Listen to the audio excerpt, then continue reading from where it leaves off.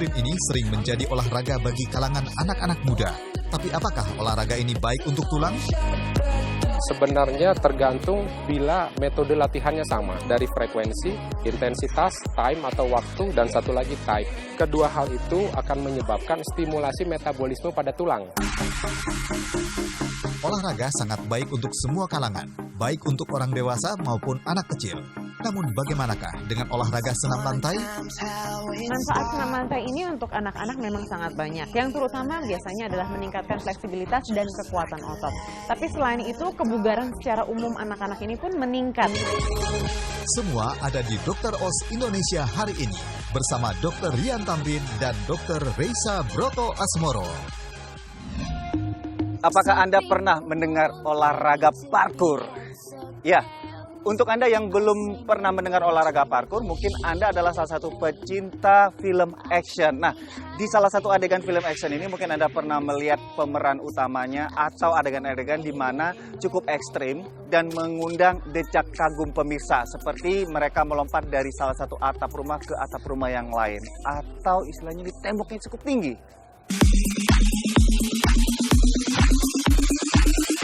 Olahraga parkur mungkin masih terdengar asing di Indonesia. Olahraga yang dianggap ekstrim ini sering menjadi olahraga terbaik bagi kalangan kaula muda. Parkur merupakan olahraga yang mengandalkan kelincahan dan kelenturan tubuh agar dapat berpindah dari satu tempat ke tempat yang lain dengan sangat cepat dan tanpa mengalami cedera. David Bell, ia merupakan orang yang pertama kali menemukan olahraga yang satu ini. David sendiri menciptakan olahraga ini karena terinspirasi oleh ayahnya. Olahraga ekstrim yang digemari oleh mayoritas laki-laki muda ini ternyata bukan hanya dapat dilakukan oleh orang normal. Hal ini dibuktikan oleh seorang pemuda Spanyol, Ruben Roldan dan Lino Angel González Lomeli. Kedua laki-laki ini bisa dikatakan kurang beruntung karena hanya memiliki satu kaki. Namun hal ini tidak menyurutkan niatan mereka untuk berolahraga parkur.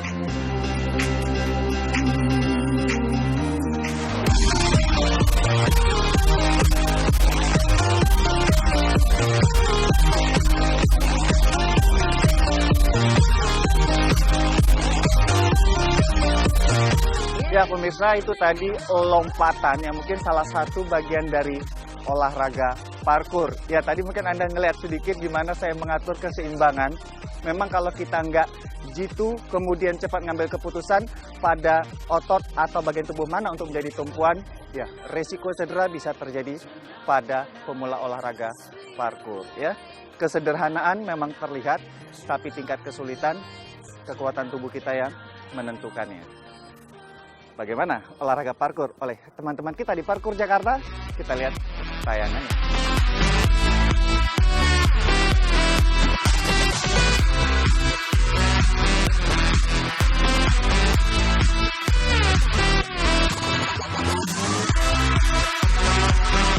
Jadi olahraga parkur itu kayak seperti olahraga halang rintang. Seperti kita melakukan halang rintang di militer, cuman kita mengaplikasikannya itu di lingkungan sekitar. Kalau latihan itu dari badan sampai kaki, semuanya kepake otot-ototnya. Yang menarik dari olahraga parkur sih menurut saya itu, parkur itu gratis yang pertama. Bisa dilakukan di mana aja, terus kita nggak ada nuntut buat berkompetisi sama orang lain. Tapi yang penting kita bisa ngelakuin gerakan dengan sempurna dan baik. Perubahan banyak. Yang pertama fisik. Kalau bentuk fisik, badan semakin berisi gitu. Terus stamina jadi semakin meningkat karena kan kebanyakan lari. Teknik-teknik kayak salto-salto gitu jadi keren, jadi bisa sombong-sombong ke teman-teman sekolah gitu. Olahraga parkur yang efektif kalau kita latihan fisiknya itu maksimal 1,5 sampai 2 jam. Cuman kalau kita latihan teknik ya sampai kita semaunya aja sih palingan biasanya. Awalnya pas belum tahu takut, cuman pas kesini ngelihat latihannya ada per kelasnya gitu, terus ada guide-nya yang memandu, yang jagain juga, jadi aman, jadi nggak takut. Soalnya ada yang jagain, terus latihannya bertahap dari step pertama sampai akhir gitu.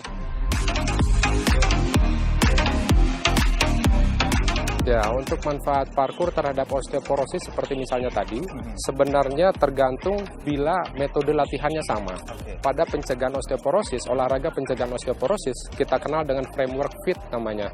FITT, ini adalah akronim dari frekuensi, intensitas, time atau waktu, dan satu lagi type. Pada parkour misalnya, salah satu jenisnya, type-nya ialah weight bearing activities. Jadi dengan weight bearing seperti melompat, berlari, dia akan salah satu upaya untuk mencegah osteoporosis. Yang kedua ialah latihan resistensi atau latihan penguatan. Seperti tadi kita lihat pada parkouris selalu melakukan pemanasan. Dengan pemanasan itu akan didapat kekuatan otot. Selain kekuatan otot terdapat juga ketahanan otot. Kedua hal itu akan menyebabkan stimulasi metabolisme pada tulang. Dengan demikian akan menambah trabekulasi atau jaringan kolagen pada tulang yang akan menyebabkan kepadatan dari massa tulang itu tersebut. Iya, sedangkan kolagen pada tulang yang ujung-ujungnya tadi kata dokter berpengaruh pada kepadatan tulang seiring usia itu pasti turun ya. Nah, ini kan ada beberapa kondisi bahwa olahraga yang ini bisa dikatakan kan bebannya kan pada tubuh sendiri ya dan hentakan. Nah, ini ada publikasi kesehatan nggak mengenai dampak dari beberapa gerakan parkour ini? Mulai dari yang ringan sampai yang berat gerakan mereka. Ya, untuk dampaknya dari sisi kesehatan, karena saya spesialisnya rehab medik, dari perspektif ilmu kedokteran fisik dan rehabilitasi bisa dibagi menjadi dua, yaitu dampak fisik dan non fisik atau psikis misalnya. Untuk dampak fisik ya terutama pada kasus-kasus seperti ini ada makna positif dan ada makna negatif. Nah, makna positifnya seperti tadi pencegahan osteoporosis. Selain itu untuk tingkatan tatanan organ lainnya, yaitu koordinasi yang disebut dengan visuomotor koordinasi atau koordinasi dari mata, tangan dan kaki. Konsentrasi juga lagi bagus. Betul. Dan ingat pada parkour gerakannya bersifat quadrupedal atau menggunakan 4. Jadi 2 tangan dan 2 kaki kesemuanya aktif. Itu perbedaannya dengan olahraga lain. Yang kedua, pada parkour juga didapatkan kemampuan untuk mengabsorpsi ground reaction force namanya, yaitu kemampuan untuk mencegah atau daya pental dari tanah itu sendiri. Di mana pada lompatan parkour yang bersifat ekstrim, ini keterampilan ini sangat-sangat dibutuhkan. Iya, berarti memang ada di sini kan parkour ada yang pemula sampai yang sudah expert. Ya, yang boleh dan tidak boleh dilakukan untuk pemula nih yang ingin mencoba olahraga parkour. Betul ya, karena karakteristik dari parkour ini sendiri yang satu bersifat ekstrim dan dapat dikatakan ini adalah olahraga gimnastik yang bersifat outdoor. Nah, tentu untuk beberapa pemula sangat baik bila mereka belajar metode yang tepat. Salah satunya kalau perlu dari yang berpengalaman seperti tracer. Tracer ialah parkouris yang sudah berpengalaman. Kemudian yang perlu diperhatikan lainnya selain masalah fisik juga psikis. Masalah fisik jelas integritas dari sendi dan otot yang sangat berpengaruh pada olahraga ini. Yang kedua ialah masalah psikis, di mana kita ketahui umumnya parkouris ialah masih muda, usia di bawah 20 tahun. Ya, nah tapi di usia itulah mental, emosional dan secara psikis sebaiknya diasah.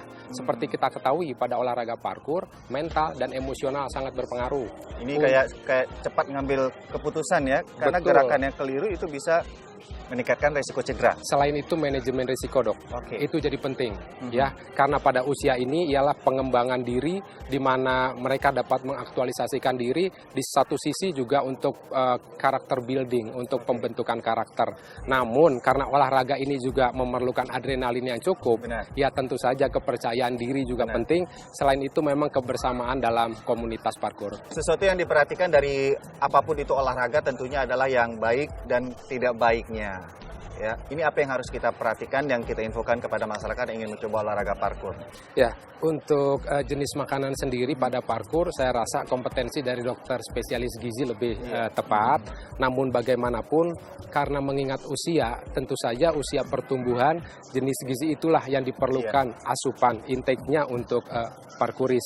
Yang kedua mungkin yang perlu diingat kalau untuk kapan makan yang tepat, sarapan yang tepat sebelum parkour sama seperti melakukan aerobik lainnya, yaitu minimum 2 jam sebelum olahraga itu dilakukan. Iya, nah ada penyakit spesifik nggak yang tidak boleh dianjurkan untuk mengikuti parkour ini? Sejauh ini yang dokter amati dari olahraga parkour? Tentu, untuk olahraga mesti ada indikasi dan ada kontraindikasi. Sedangkan kontraindikasi itu dapat dibagi menjadi 2 segmen, yaitu kontraindikasi yang bersifat absolut atau yang bersifat relatif. Tentu karena olahraga parkour ini memenuhi syarat-syarat untuk ketahanan, kekuatan otot, ketahanan kardiorespirasi, jantung dan paru. Kalau ada itu udah nggak boleh sama sekali Pasti, ya. terutama Asma. kelincahan, fleksibilitas. Karena parkour ialah olahraga ekstrim, jadi rasanya perlu diperhatikan. Jadi dari beberapa penelitian, ternyata prevalensi atau tingkat cederanya hampir sama dengan olahraga yang non ekstrim, seperti misalnya indoor gimnastik tapi pada amatir. Namun demikian, tingkat keparahan cederanya jauh lebih parah cedera severity-nya pada parkour dibandingkan pada olahraga lain. Berarti ada pengamatan atau penelitian tentang berat badan tertentu nggak yang sebaiknya tidak dianjurkan untuk mengikuti olahraga parkour? Ya, untuk penelitian mengenai parkour memang sudah cukup banyak, tapi untuk berat badan saya rasa secara gamblang saya belum pernah baca. Namun beberapa penelitian sudah menjelaskan salah satunya ialah tingkat kejadian cedera. Jadi tingkat kejadian cedera itu berhubungan sama usia, di mana usia yang optimum ialah hampir 20 tahun. Dan yang kedua, jangan lupa ialah lama waktu latihan. Lama waktu latihan mempengaruhi pengalaman. Oleh karenanya sangat-sangat penting untuk mengetahui keterampilan fisik dari parkour. Oke, jadi sebenarnya pada dasarnya disesuaikan dengan kemampuan dan kebutuhan tubuh masing-masing. Walaupun banyak manfaat dari olahraga parkour, ya balik lagi sejauh mana Anda membutuhkan olahraga tersebut. Dan tentunya pelajari dulu kemampuan tubuh kita. Terima kasih Dr. Hendriko atas kesempatan dan waktunya. Setelah ini masih banyak info lain, kita akan menuju ke olahraga gimnastik bersama rekan sejawat saya sesaat lagi. Gimnastik atau senam lantai baik bagi perkembangan anak. Simak penjelasannya di Dr. Oz Indonesia sesaat lagi.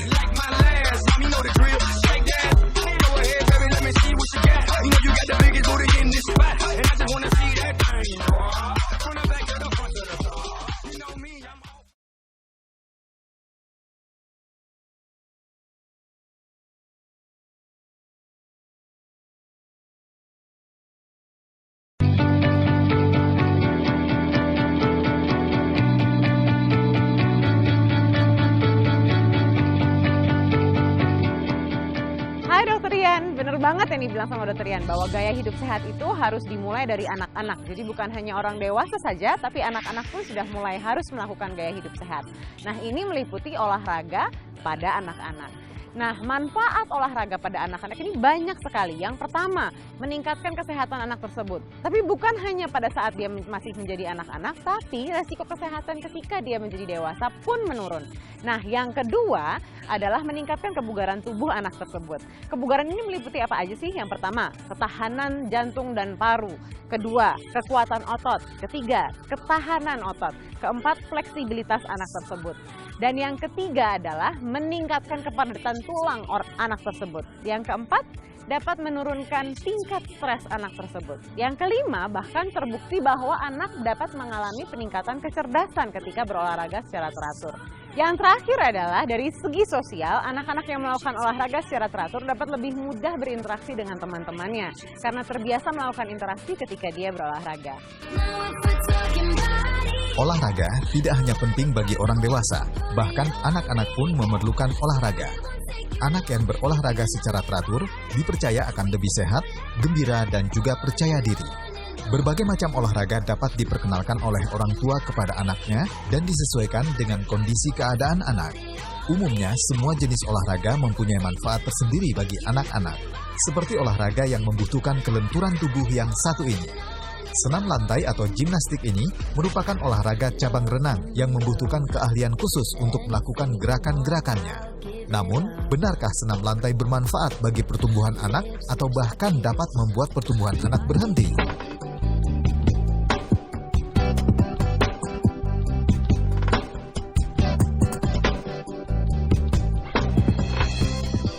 Senam lantai karena memang gerakannya bagus, secara fleksibilitas dia dilatih, kelenturannya dilatih, balance, speed, semuanya gitu. Kalau senam lantai awalnya ibunya yang suka, tapi pas diperkenalkan ke anaknya lama-lama anaknya suka, ya udah jadinya lanjut terus. Karena seru. Karena seru. Yang pasti anaknya lebih fokus, kelenturan badannya baik, speednya baik, jadi basic untuk olahraga lain juga bagus jadinya. Untuk mengerti apa itu senam lantai, kita harus tahu dulu apa itu senam. Nah, senam ini merupakan kombinasi gerakan dan mengutamakan atau di dalamnya melatih komponen-komponen kekuatan otot, kelincahan, ketepatan, keseimbangan, dan lain-lainnya. Ada banyak sebenarnya cabang-cabang senam lainnya. Nah, senam lantai sendiri adalah senam yang menggunakan lantai sebagai unsur utama atau peralatan utamanya. Nah, kalau sebagai cabang olahraga, senam lantai itu dibedakan antara laki-laki dan perempuan. Kalau laki-laki biasanya durasinya 70 detik, sedangkan untuk perempuan 90 detik. Nah, pada senam lantai ini biasanya menggunakan gerakan-gerakan yang akrobatik. Jadi seperti lompatan, kemudian berputar, dan bahkan kadang-kadang salto. Nah, sekarang bersama kita sudah ada pelatih gimnastik, Mas Andi. Apa kabar, Mas Andi? Baik, Mbak. Nah, sekarang boleh cerita-cerita sama kita sedikit nih. Biasanya kalau anak-anak di sini ikut senam lantai itu motivasinya apa? Atau keinginannya apa? Belajar gerakan-gerakan akrobatik. Terus mereka juga ada yang pengen seperti ngelatih untuk flexibility-nya mereka, pengen nambah untuk mereka kekuatannya. Terus mereka juga di sini banyak juga yang ada keinginan juga pengen jadi atlet. Pengen jadi atlet ada juga ya? Ada juga. Oke, nah manfaat senam lantai ini untuk anak-anak memang sangat banyak. Yang terutama biasanya adalah meningkatkan fleksibilitas dan kekuatan otot. Tapi selain itu, kebugaran secara umum anak-anak ini pun meningkat. Jadi bukan hanya fleksibilitas dan kekuatan otot, tapi ketahanan jantung parunya pun juga meningkat. Jadi kesehatan secara umumnya pun juga baik. Nah, kalau usia anak-anak di sini biasanya yang latihan dari usia berapa sampai berapa? Kalau di klub kami rata-rata usianya dari 3,5 tahun sampai 14 tahun. 3,5 tahun Iya. sampai 14 tahun. 14 tahun. Iya. Jadi sebenarnya batasan normal untuk anak-anak untuk mulai latihan senam lantai ini antara 4 sampai 5 tahun. Jadi kalau 3,5 tahun mudah sekali ya berarti ya. Tapi mereka masih gerakan sederhana dong Betul, ya. dari sederhana aja, dari mereka tuh hanya belajar untuk mengasah, meningkatkan kemampuan motorik kasar mereka. Oke, kalau tadi Mas Andi bilang ada yang mau jadi atlet, nah sebenarnya batasan untuk mengikuti kompetisi profesional ini adalah 15 tahun.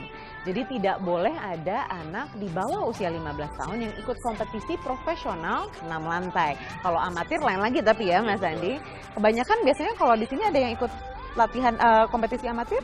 Kompetisi amatir juga ada. Kompetisi amatir itu dalam artian kita dari klub sendiri itu turun tuh di kompetisi antar pertandingan antar klub.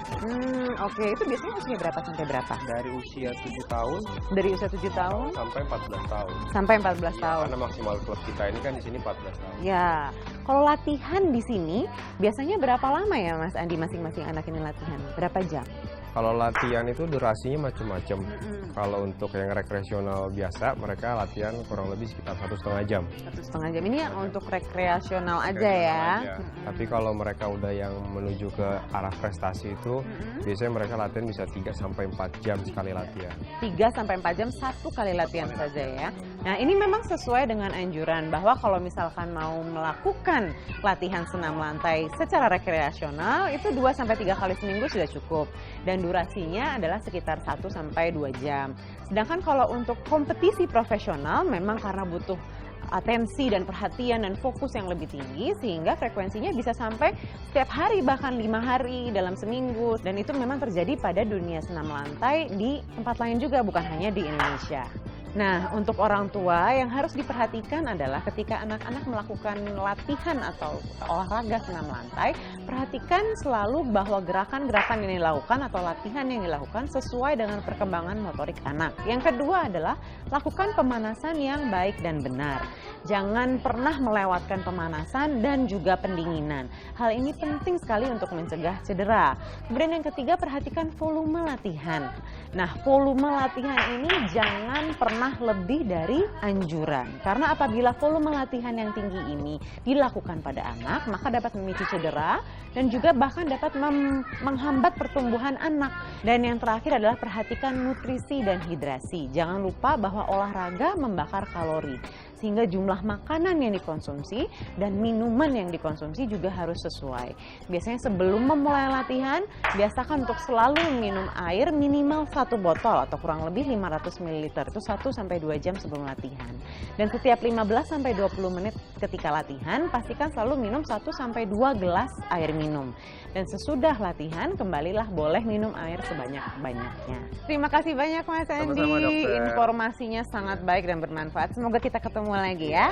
Nah, berarti kesimpulannya memang olahraga dan khususnya senam lantai ini bagi anak-anak sangat bermanfaat. Balik lagi ke dokter ya.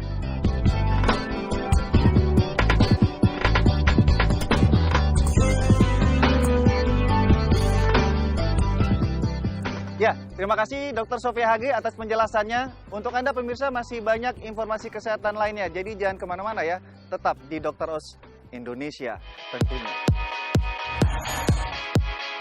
Nah, biasanya kalau termometer yang dianjurkan Dia nggak bisa banget tuh diem. itu bagus loh, tanda-tanda anak aktif. Oh, nah, gitu itu ya? bagus. Dipakai Kalau misalnya termometer demam terus. masih aktif juga Berarti masih nggak oke. apa-apa.